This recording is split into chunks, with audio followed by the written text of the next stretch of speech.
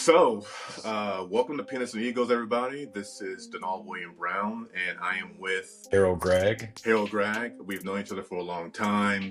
We'll talk about that through the podcast episode. We bring a unique perspective. We want to talk about the NFL and their blueprint, what they're doing from past, what they've done in the past, and what they're doing in the future when it comes to international play, right? We played in the NFL Europe League. I coached in that league. Harold played for 2 seasons. We have lots of information that we can share with our audience, with you guys, to get an idea what the NFL might be doing in the next 5, 10, 15 years. So, Harold Gragg, welcome to the show, man. Tell us a little about yourself and our relationship. This for everybody who made this possible. Feel me? World Bowl 99, baby. Yeah. Keep it bouncing. Feel me? To the World Bowl dance, World Bowl dance. Keep it bouncing.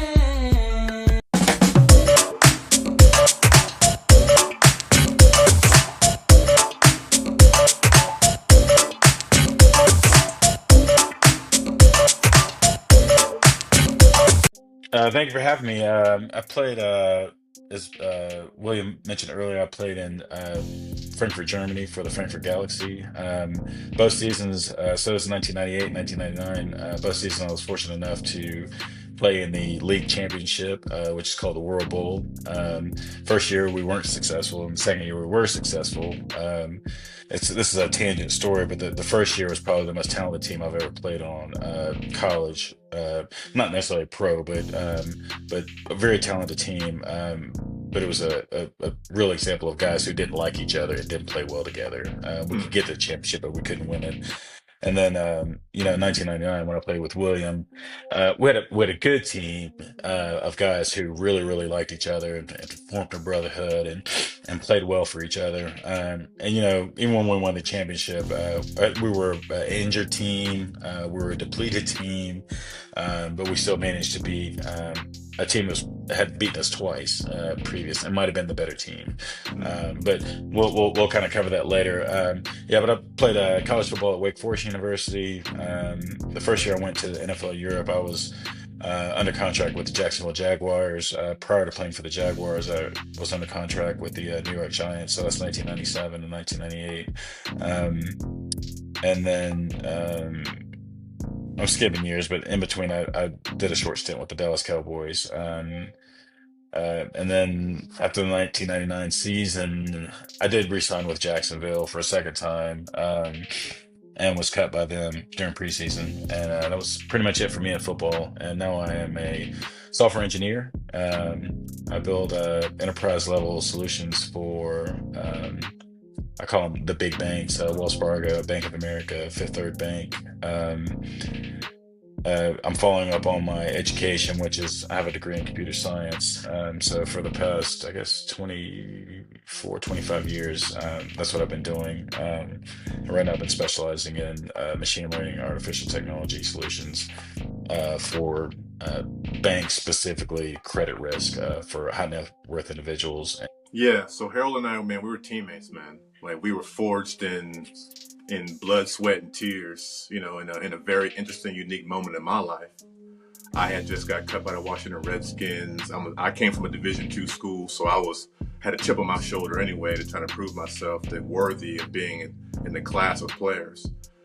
Most of the guys who surrounded me were all Division I. I was probably one of the few guys that ever played Division II. So we had a great time. We won a World Bowl championship. Our quarterback was Jake Delhomme. It's JD, a cutest QB. I can throw a ball on anybody's This for everybody who made this possible. looking. World Bowl 99, baby.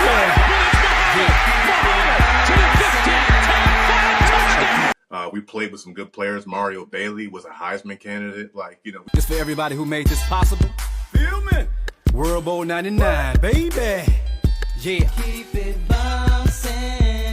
Feel me? I graduated, call me Big Fish. I got Lori already on my wish list. We played with some interesting, unique players. And that's why I think that this conversation can be really, really good through kind of what we're talking, through our experience in the NFL Europe League. So I know you're an NFL fan.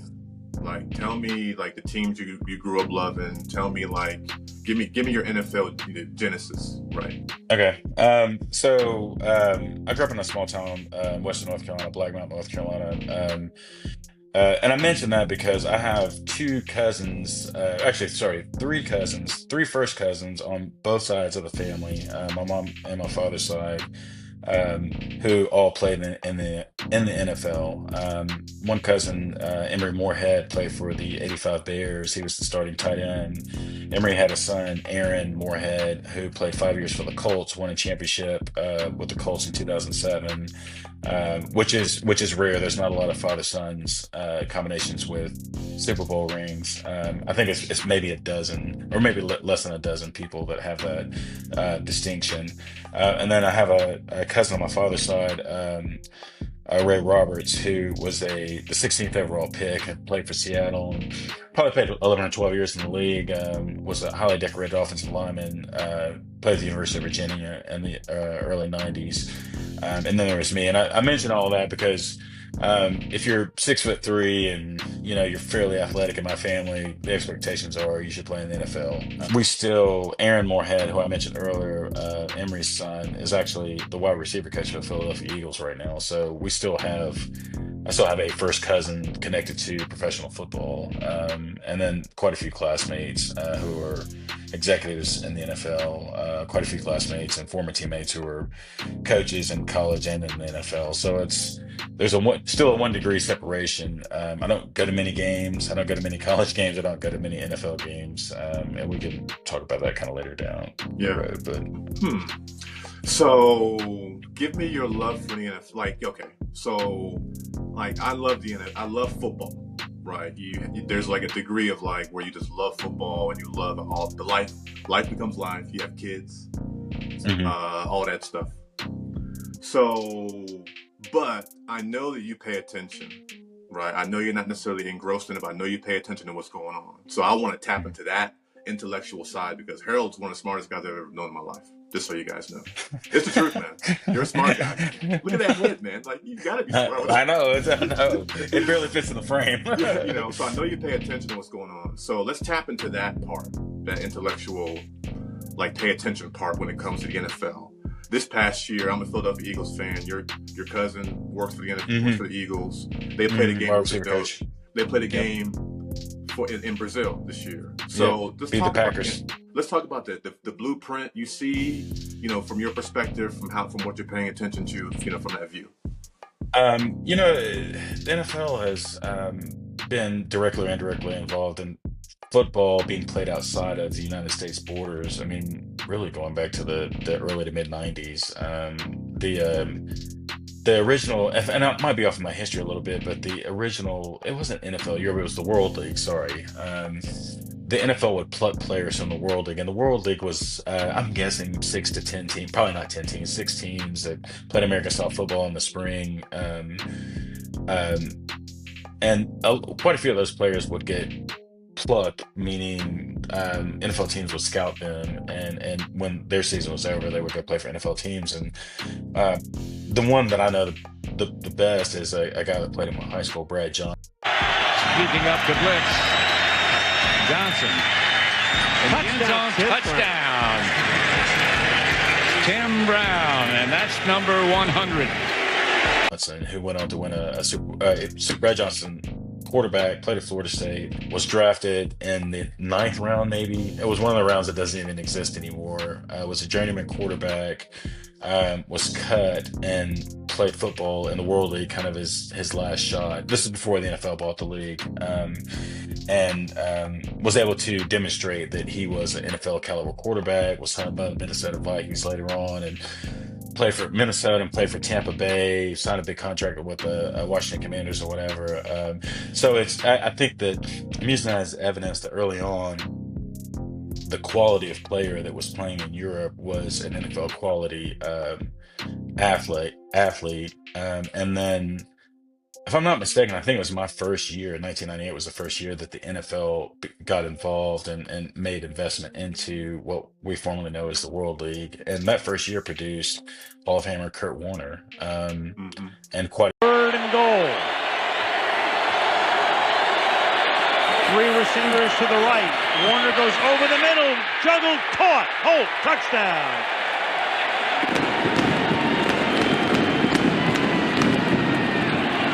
A few other good, players. Good meaning they left NFL Europe and went on to play 5 to 10 year or have 5 to 10 year careers. And then you mentioned, Jake Delhomme. I'm trying to think. We had quite a few quarterbacks and a couple skill position guys that played 1, 2, 3 up to 5 years. And Jake's gonna be best man because Jake actually played in the NFL or played in the Super Bowl. But kind of going back to, I think that the NFL has seen the value in developing talent in Europe, and then you get with that more exposure because obviously Europe is a soccer, what we call soccer, football, FUTBOL, or however you want to spell it. Uh, Country, but the Germans, and I don't know the history of this, but I know the Germans and the English have had a relationship with American football for a really long time, and to be able to have players and teams in their countries, in their stadiums, to live out the American football experience, because the American football experience is, we all know, is more than just the game that's played on the field. It's the tailgating experience before the game. It's the halftime shows. It's the ceremony.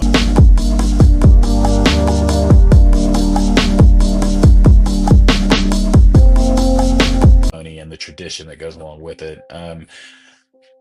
Kind of sticking to this theme of, they've been exposed for a long time, and I think the NFL, rightly so, took advantage of the fact that there was already a league in Europe, meaning that the fans were already exposed, that there was operations in place, and the NFL just needed to make a little investment and start sending NFL caliber, meaning guys that were signed by NFL teams, to Europe to develop the player, but to also develop the fan at the same time.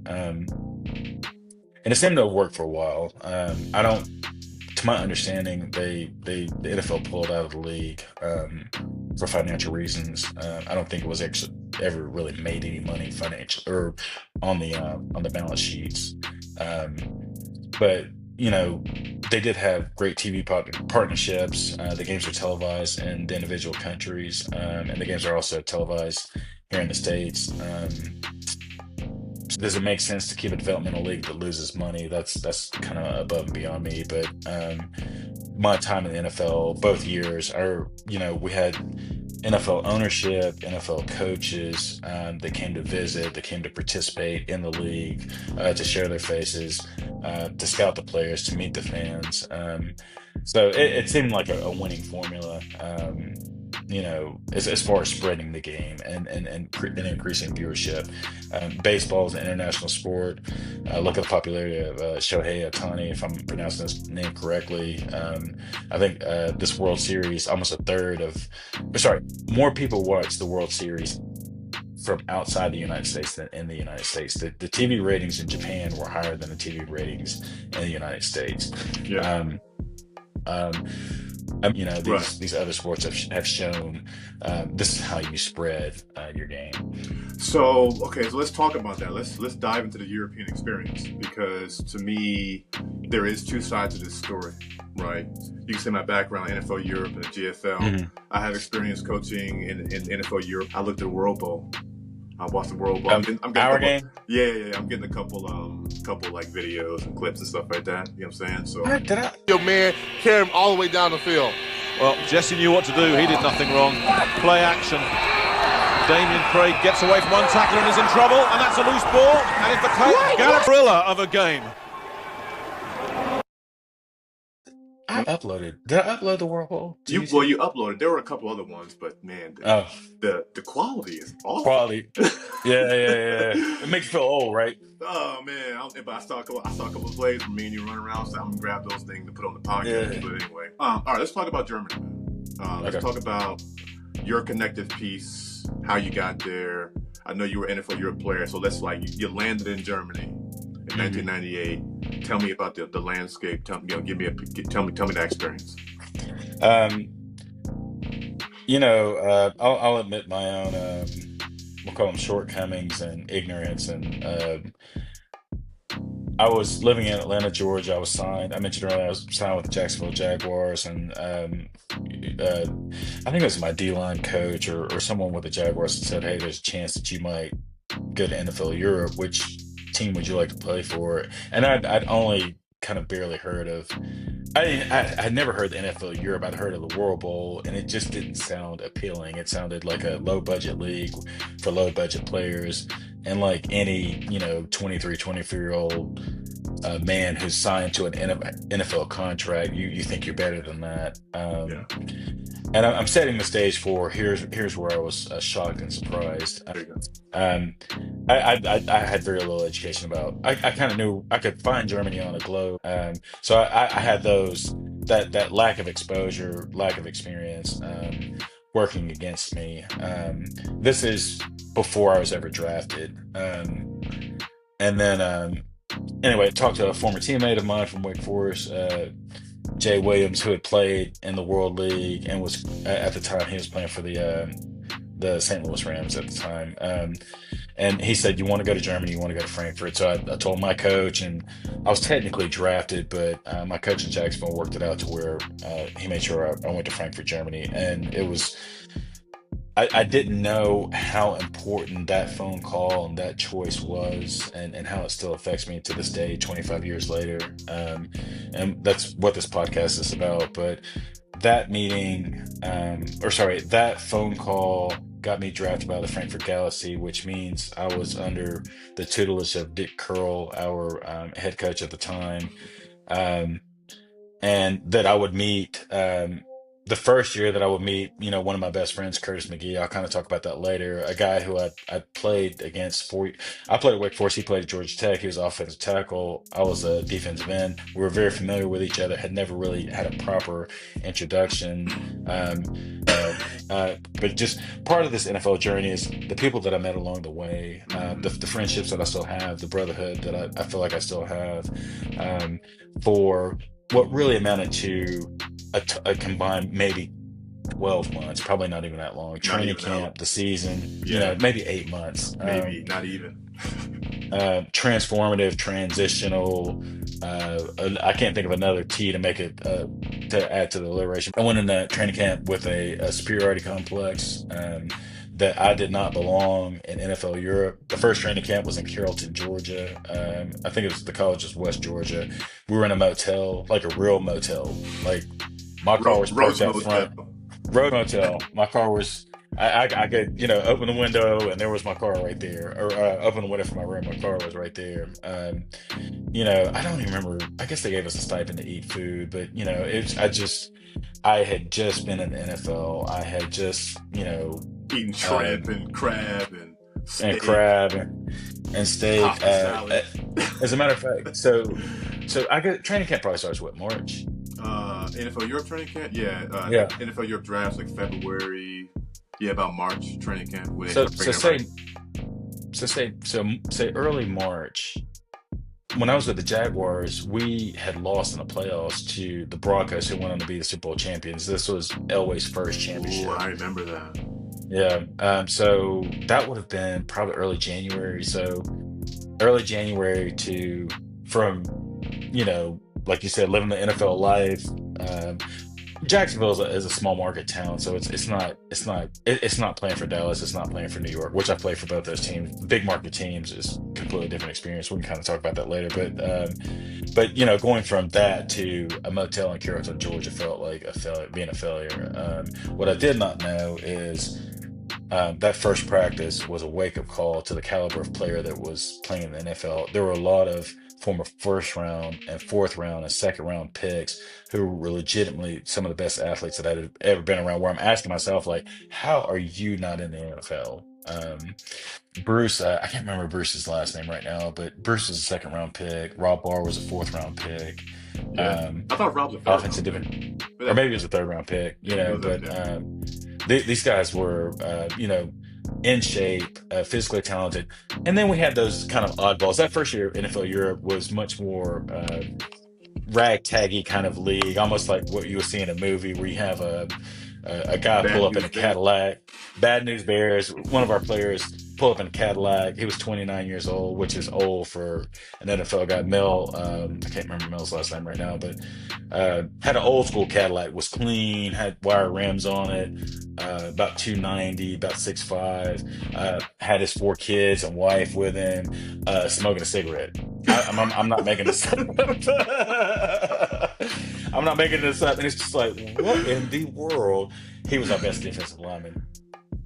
God, I can't remember Mel's name right now, or whatever. But he was by far the most skilled defensive lineman, quickest, tight hands, strong, all that, but he was just looking for another shot to get in the NFL. And that 1998 year that's what that league was for, is for guys trying to get back in the NFL. You had to have some NFL experience.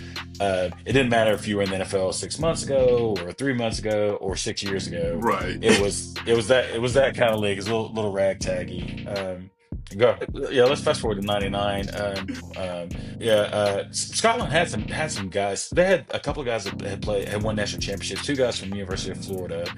One guy from Florida State who had won a national championship in 1994 and played in the NFL for a couple of years. I can't remember their names right now. It was a center. So these are guys that had played on big time college programs, had some NFL experience. I don't remember any NFL starters being in NFL Europe. So, but I'm trying to paint this picture of like everybody was talented. The guys who we will remember the guys who were overhyped meaning they were really high draft picks and probably shouldn't have been. And that's not their fault.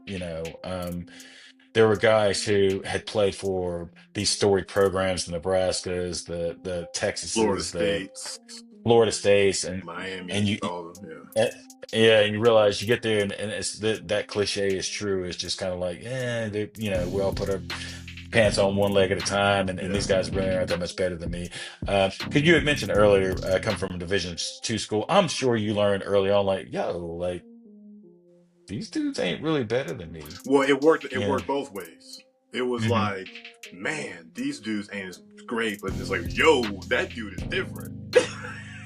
And that's football. And as you go up the levels, there's a lot of things that I feel like I'm fortunate to take away from playing football. But I tell people who ask, how was it playing, Division I college football? How was it playing in the NFL? It's that very experience. There's just some guys that are just like, he's different, and you don't have 20 of those guys on one team. As good as Florida State was, Florida State had really one guy that I played against that was just like, wow, he's different, and that was Warwick Dunn. Sorry, 2 guys, Warwick Dunn and Walter Jones, the offensive tackle. I played against Walter Hall of Fame training camp when I was in Seattle. He's a huge dude too, man. Yes, he's heavy. Just heavy, and shorter legs, long torso, would just forklift you. First ballot Hall of Famer. Just different in they're so much better than everybody else at their position. It doesn't seem fair, kind of guys. I can't even say I played around that many guys in the NFL. I backed up Michael Strahan. I hate to say backed him up, but and it's first ballot Hall of Famer, sack record. Everybody knows Michael Strahan probably now because of his accomplishments in television, his brand. But and if he were sitting beside me, I would say this: the difference between he and I, and I had a lot of one-on-one conversation with him. His commitment to the game. He was better prepared. He worked out more. He was more focused than me. It wasn't a talent issue. Do I think I'm as talented as Michael Strahan? No, but it was minimal, and that's feedback that he was giving me. He told me, you can play in this league, but you got to get more focused. You more focus meant quit chasing women, quit chasing money. You need to get stronger. Things like that or whatever. And I would say that's true most places I went. But then there was those guys. I was in Dallas. Dion was there. He's on the back half of his career, but Dion was different. He was his athleticism was on a different level. In NFL Europe, Lawrence Phillips. And let me be explicit with Lawrence Phillips when I say different. And we both had this experience. The guy when he got the ball, it was It scary. was scary, man. It was like he could score from any. He could score as soon as he touched it, man.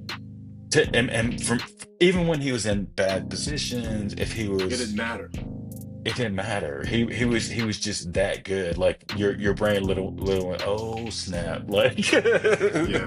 here we go. And I've only been on the field really specifically running backs with I'd say Warwick Dunn put that fear in you.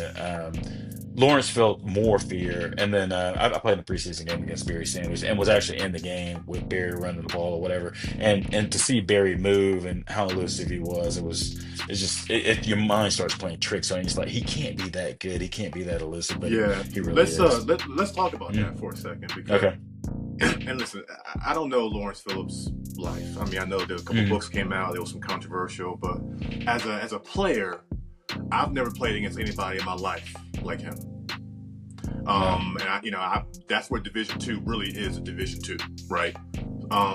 You played against guys in Division I, it's very special. But when it came to NFL Europe and the opportunity that it gave guys like Lawrence Phillips, because he was out of the league, they were like, nah, bro, you're out. So he gave opportunities, and we had an interesting roster of guys we played with who actually ended up making the NFL. Willie Whitehead, Jake Delhomme. Pat Barnes was a high draft pick, but Jake Delhomme was undrafted, but they were two different journeys.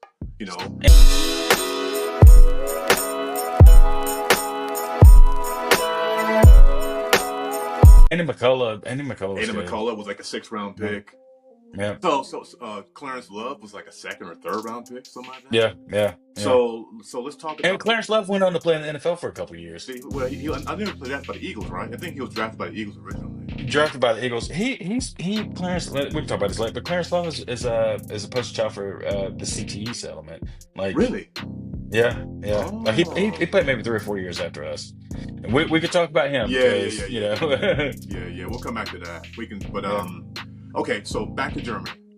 Mm-hmm. You're in Germany. You're playing football. You know what? Let's do this. Let's fast forward to the time when we met, right? Mm-hmm. So 98's over. You come back home.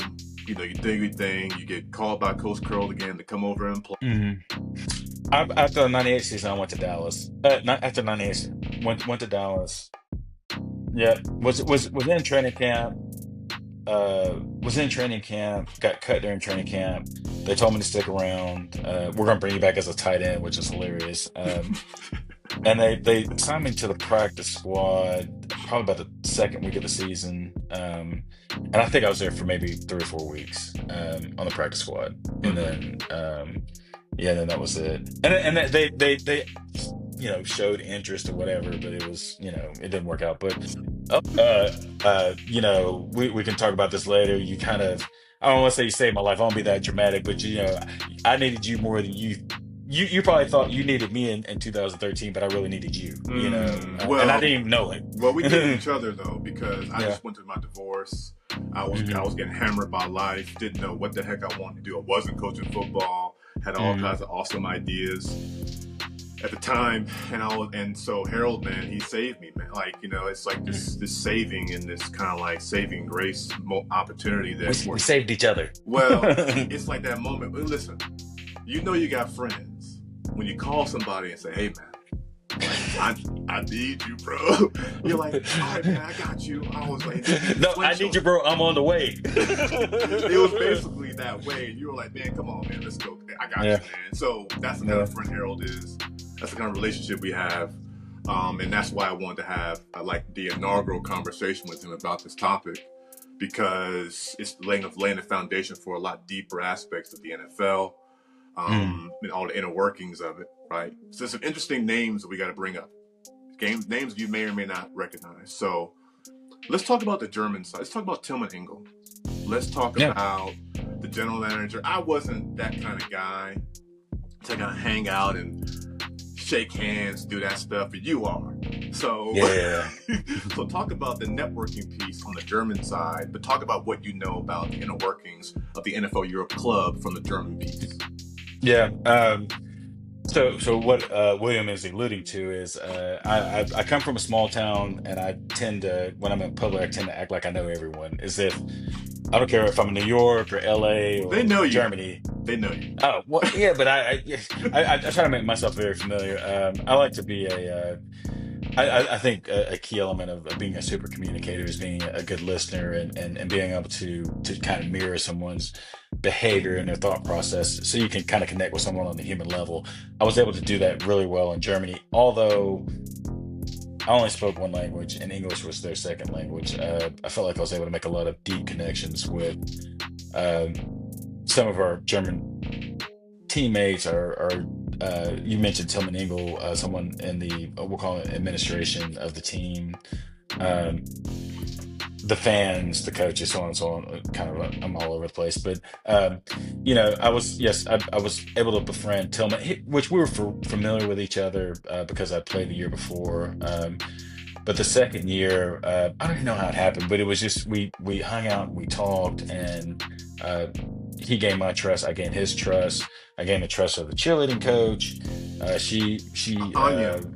Anya. Anya, Um, yeah. I don't know what Jeanette's specific job was, but She did mostly travel. Wasn't she mostly involved? Well, she was involved like in travel, logistics and travel, like we'll call it basically logistics everything when it came to team, right? team, and then that was her official position, but she was also kind of a pseudo team mom. She was half Liaison. German liaison. She was half German, half American, so she was familiar, and she'd worked at football for a while, so she knew what athletes wanted and needed from kind of a maternal instinct. Hey, we're far Yeah. away from home to keep you from getting homesick.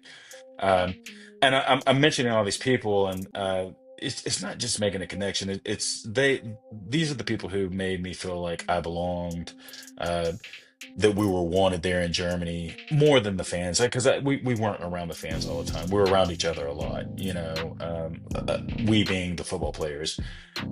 It was the Anyas, the Jeanettes, and the Tillmans that took us to parties that had nothing to do with football to introduce us to their German friends and their German networks, to get us away from the hotel where we lived, to get us away from the stadium where we to and I don't know what their intention was.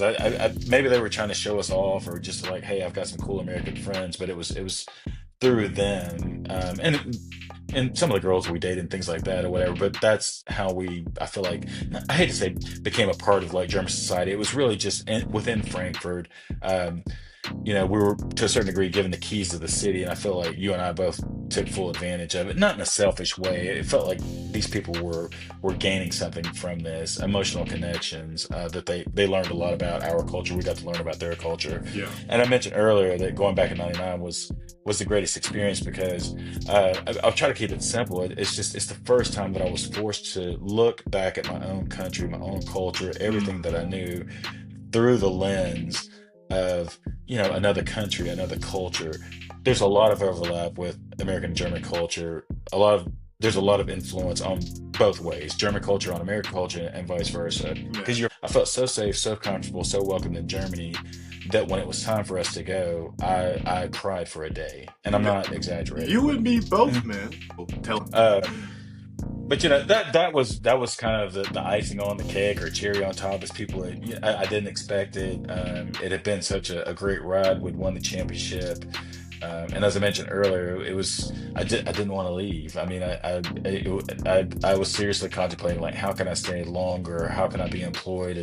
I have a degree in computer science. I have some work experience. This is the late '90s. Everybody needs software developers. I'm like, how can I make this work? we're gonna stick to the NFL topic, but right now we're laying the foundation for the reality of this whole NFL experience, and we're just giving you the groundwork for what it was from a player's perspective. But they used to so the NFL Europe utilized referees. Mm-hmm. Now, let me ask you a question. To help train the referees, right? Yeah, we're right. So they were ruining our games by throwing bad flags, but they were training themselves. At some point in time, I think almost all referees in the NFL came through the NFL Europe program. So it had more value than just that. And also, too, it's a quarterback-driven league too, right? It was coaching development too. I mean, Steve Spagnuolo was my defensive coordinator. As the Chiefs had a little bit of defensive confusion. But it's also the defensive coordinator. I think he's won 4 or 5 Super Bowls, Kansas City, and with the Eagles, right? I think. Yeah, Spagnuolo. he was He was your defense coordinator in Frankfurt, right? in Frankfurt, and I didn't think it was very good. And he's Doing his he's pretty thing. good right now. Yeah, yeah. 3 Super Um, Bowls with the Chiefs, and I think 2. Was with he the with the Giants. Giants? The Yes, Giants. yes, He was yes. with Two, the so Giants. Yeah. 5 Super Bowl rings You as know, defensive coordinator. there's all these remnants though. This is why I think the NFL Europe experience allows for us to have a very interesting conversation about the NFL blueprint. Because we may not have noticed what the NFL was doing, but in 2007 when they pulled the plug here, they started going to international initiatives. That's when Goodell was like, they pulled the plug on NFL. Because I was a coach in NFL Europe in 2003 with Barcelona, 2004 with Scotland, and then 2005 and 6 in Hamburg, Germany, when each team was like, they were pulling the plug from Barcelona, they pulled it from Scotland, and I kind of saw from that side and realized that, that things were kind of shifting all to Germany, right? Now, today, when you watch an NFL game, you see Germany stickers on the back. So there's an appropriate conversation that we're having, or at least a very timely conversation we're having. What do you think the NFL is doing? I think Germany's the safe bet. If you want to, Over Germany and London, England. over the UK. Sorry, but Germany and England both. Okay. Safe bet meaning if you want to show a full stadium, show a full parking lot, showing fans that are excited. Right now, Germany and London are the safe bets. Although Brazil, I think they filled up. It was a big soccer stadium. They did fill up the stadium. Spain, I don't get why they had a team there. It just never seemed to have the level of interest. The beaches, the Mediterranean, man, it was beautiful out there. Yeah, but you couldn't get the Spanish fans to connect, and why Barcelona? That one I don't know. I mean, could you put one in Portugal? Could you put a team in Switzerland? That's. The Germans have a long history with Americans. Yes, they were once our enemy, but after we weren't enemies anymore, we've had American bases, and maybe 20 or 30 different bases, small and large bases. So there's been Americans there, American influence, which existed before the Second World War, but existed before the First World War. But I've spoke to plenty of Germans, old and young, talking about their experience of knowing that the Americans were here, being influenced by American culture, meaning the food, the sports, the music. So it's bigger than football. Meaning Germany, I keep going back to it, it was just a safe landing area for the NFL because they already liked Americans anyway. Yeah. In Germany, Frankfurt was as American as it could get for a foreign country to me. I mean, we're in the mall walking around, and listen, set the scene for me, man. We're downtown Frankfurt. We're all 6'4" and higher.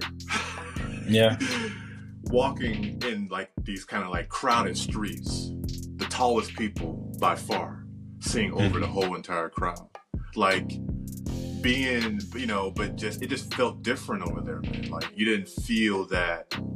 It didn't feel like America. Of course, it was not America. But to me, I agree with you. Frankfurt, and I think Frankfurt, Munich is an eventually NFL now. Those places, to me, Frankfurt especially, would be a soft landing spot for the NFL. So, give me your thoughts. So, Frankfurt's one of the largest, it might be the largest airport in Europe. It is an international hub. It's the Atlanta of Europe, meaning it's you can kind of fly from anywhere in the United States and land in Frankfurt. I don't know if the same is true for Munich. So for teams and fans, Frankfurt's really easy to reach.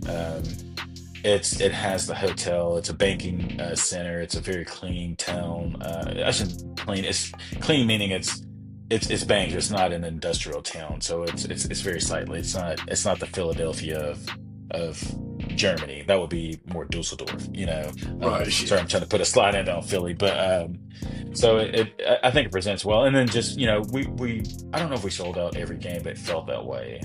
Every home game. And I don't. Do you remember what the stadium was? It 30? It was about. 000? I think it was like it was called Wahlstadion, I'm not sure they even Spelled with a W, not a V. But yeah, correct. But it was a Mm-hmm. smaller stadium for soccer, even in Germany. Mm-hmm. But it's like 55,000 people, and we filled it up, and we had those huge.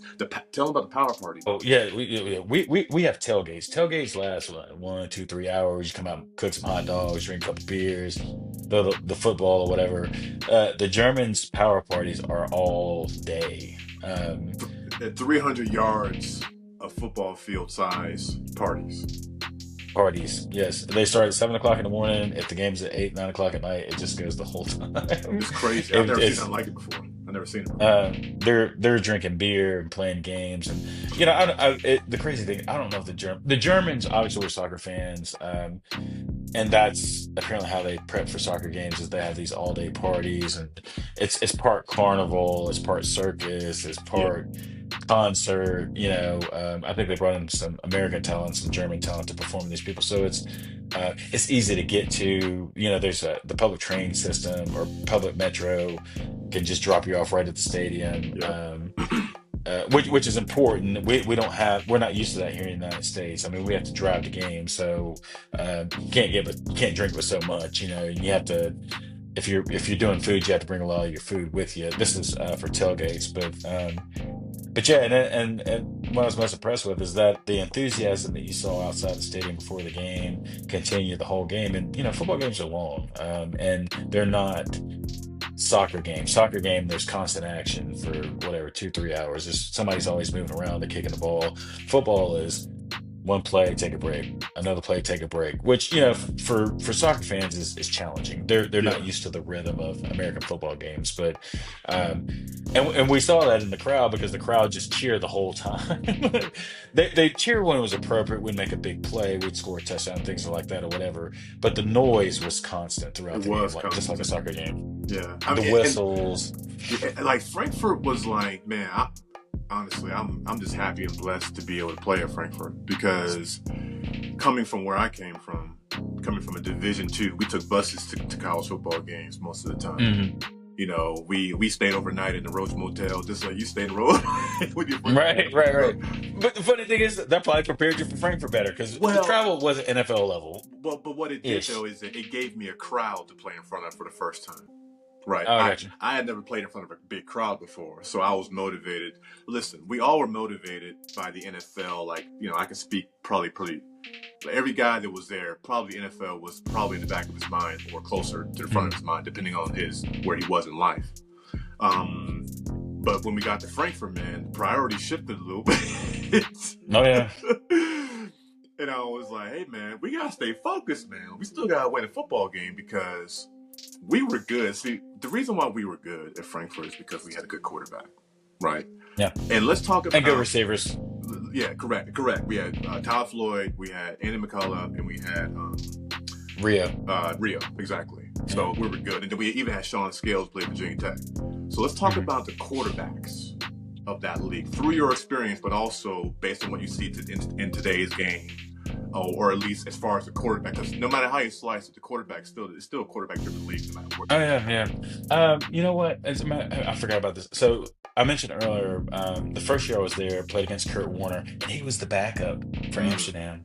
He wasn't the starting quarterback, and the reason I remember him because of the name, but he was old. He was one of those guys that I don't know. I don't think he'd had any NFL player prior to that, right? I think he only played and Kurt, or maybe he did a training camp. And Kurt and Jake were teammates that year. Jake was a backup in '98. You're right. He played for us in '99, but he was a backup in '98 behind Kurt Warner, right? Or they were whatever. They had 3 quarterbacks. Kurt Warner came at the end of the game. We were up. We were already winning or whatever. I just remember seeing that dude looks old. He had the beard and everything. But also my quarterback in Frankfurt my first year was Damian Heward, who I did not think was very good, and went on to have a very long NFL career, NFL journeyman. Yeah. Miami. Not Eagles. Played with the Patriots for a while. Was a starter in Miami. Signed a big contract. Not the greatest personality, and just I didn't think he helped us at all. Not '98. There's Damian Craig, who is also in the NFL Hall of Fame for lighting us up, man. for reasons that we don't want to mention. Yeah, we don't. I was hurt. I was hurt. What? You were hurt? Where? Physically? Mentally? What? No, I don't know if you remember this, but third game of the season, we played Barcelona, lost in Barcelona. We lost. Last play of the game, the left tackle fell on my knee, Oh yeah, I remember that. and I can yeah. And there was a couple games after that. We played Scotland, and Curl. Threatened. My well, he threatened me before, but he didn't want me to play that much because I was limping so much. But anyway, sorry. I was there. I was part of the team. He put up Wait. 600 So you're yards. saying that we wouldn't have got lit up for like 700 yards passing No, if you no. were playing? Yes. I'm probably what do you call it? Selective memory or a revised memory. I do feel like there's a couple games where you were kind of left on your own. I was hurt. Vince was hurt. You had you, Kendrick, and you had the Germans. The Germans, David Holscher. So we had a few good players. Now, I want to highlight a couple guys specifically. Mario Bailey, like that dude's a good football player, man. Like he was a veteran, just a vet. I mean, he knew Germany, but just as a football player, that guy could play ball, man. He was one of the best players I played with. Willie Whitehead, he was just like a Tasmanian devil type of guy. Like he was nonstop, and you can see why he started with the Rollers for. James Harrison before James Harrison. Yeah, there you go. Willie Whitehead was that guy because he was a monster in Canada, and then he came down to NFL Europe, ended up making and next thing you know, this dude's starting for New Orleans Saints, rushing the quarterback. Yeah, made a couple mil too. Yeah, and then obviously Jake Delhomme. And then who else would you say? I think those were the main key characters who kind of made it. Right?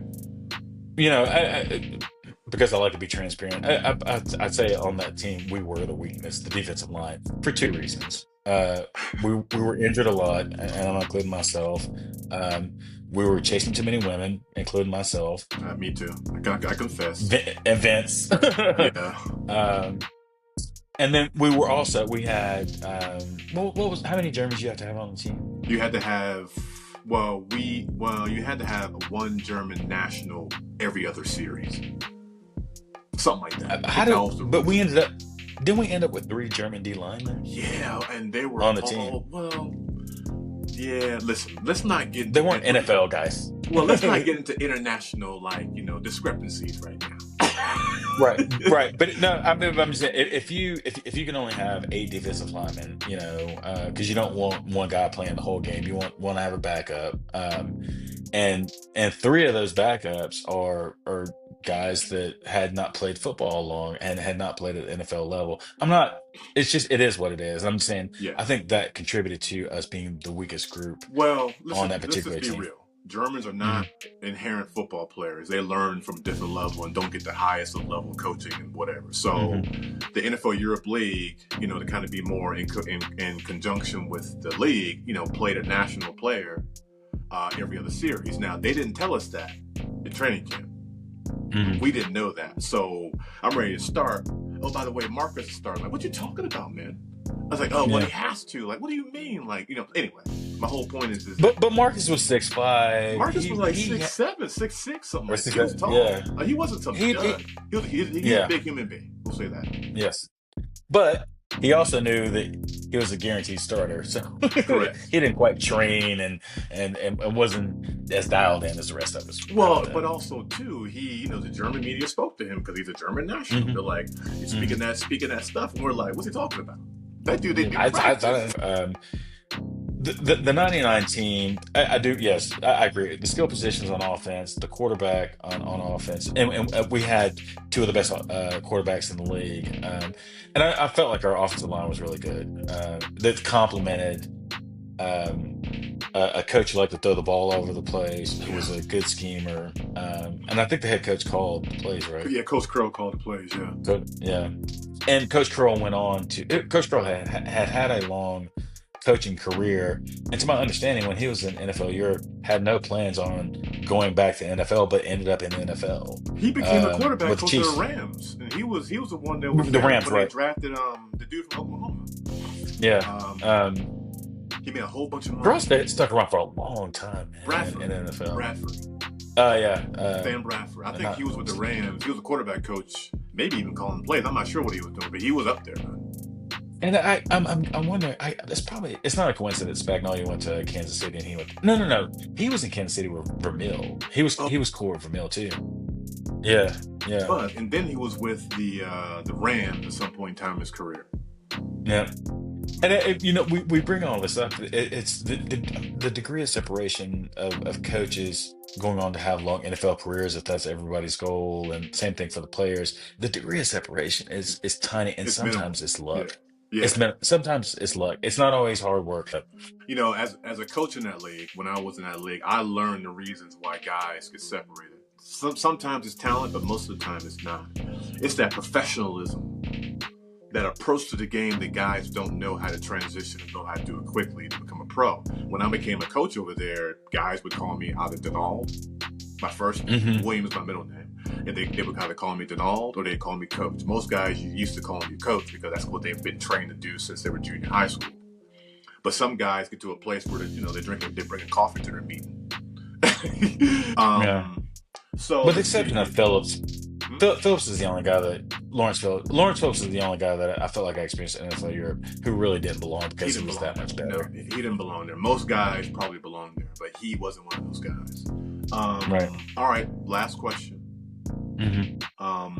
Lessons from NFL Europe that can inform future expansion. So it's kind of a deep question, but give me your thoughts on that. From your personal experience and what you think's going on as far as the NFL and what they're going to do in the future. So we were able to, I felt like, really make deep connections with the local crowd in Frankfurt. They wanted us there. We wanted to be there. It felt that way. That was a huge difference between 98 and 99. And I say all this, and we did not have Instagram. We did not have YouTube. We didn't have podcast. You start adding those tools. You put a team in Europe where people can say, "This is yes, they're Americans, but this is our team." That's the way I felt. It's like, yes, we're Americans here playing in Germany, but these the Galaxy fans anyway, they were fans of the local team. So if for whatever reason, hypothetically speaking, if the NFL put a franchise in a city like Germany, there's no question in my mind that the fans would take ownership of the team and support the team through ticket sales. They're a very loyal group. There's fans that were German fans that are now Facebook friends of mine that often comment and compliment and wish me happy birthday, and that's 25 years ago. I know, man. In a league that didn't mean anything. They're very loyal. I don't. Yeah, very, and I don't know what it is about their culture that makes them that way, or maybe it's just the town, but it's a really cool experience. But then like I said, you add in social media, and you kind of just need one star, a quarterback, a wide receiver, and if the football gods would bless you with one good player from that country and they're playing on that team, Werner Hippler. But that's Werner Hippler. Like we had some guys, we had some German players on our team. Now listen, as an NFL Europe insider, as a coach, they would load teams up with better players because they wanted that team to win the World Bowl. I mean, at least they wanted So Frankfurt was always at that top of the echelon of the players because Frankfurt was their flagship team, as far as the fans were concerned. So they always gave Frankfurt a competitive team. So that's also why it was good to be part of that team. But also too, like when it comes to the international footprint the NFL is trying to do, having a national player from the country playing in the league, you know how popular that guy. He'll be the number one person in the whole country. Yeah. But how do you logistically have a team in Germany? I mean, the language, the laws, the taxes. There's a whole lot of stuff that I don't know. So listen, we got time zone changes. We gotta bring somebody on the podcast, or I gotta bring somebody on the podcast that can speak to that because there's a lot of people. Go ahead. I mean, but the NFL's playing enough games in Europe, 5-6 hour time zone that to me it's. And the original World League, there were teams in the States too. Yeah, so they would go Sacramento. Barcelona, Yeah, Frankfurt, they London, they made it work. Yeah, San Antonio. I mean, they were a real true world league. yeah. Come to the German team comes to the States, plays 3 or 4 games, Yeah, go back. go back about a week, Yep, play a 3 or 4 games game. at home. Exactly. Yeah, You they know, can figure it out. Yeah.